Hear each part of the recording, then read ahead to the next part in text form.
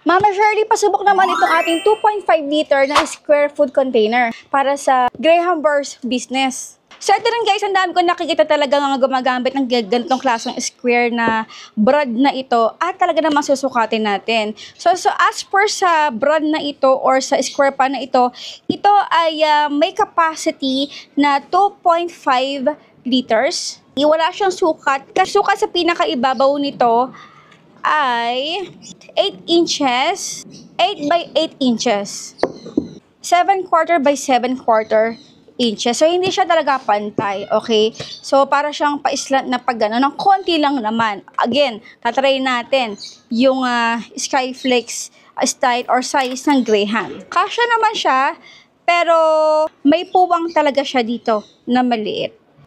Again guys, sa disclaimer sa mga magbi-business nito, sa mga OC na buyer or seller, ay hindi ito po pwede. Try nyo naman ibang pwesto, hindi na siya po pwede kasi nga, sakto na siyang 8 by 8 inches. O sige, kaparehas lang naman din yan.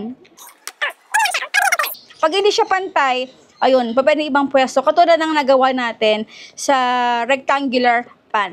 Mama Shirley, ba try naman yung ating classic na sukat na ating Graham? Okay. No problemo. Kasya siya. Again, may space sa gilid. Pwede naman na pag ganun ulit. Yung katulad ng ginawa natin, yung last sa video natin. Square by square talaga siya.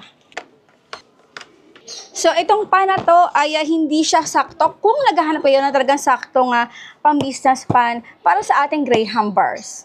So again guys, kung meron kayong request or gusto nyo matry natin para dito sa ating Graham Bars, pakicomment naman sa comment box section. Bye!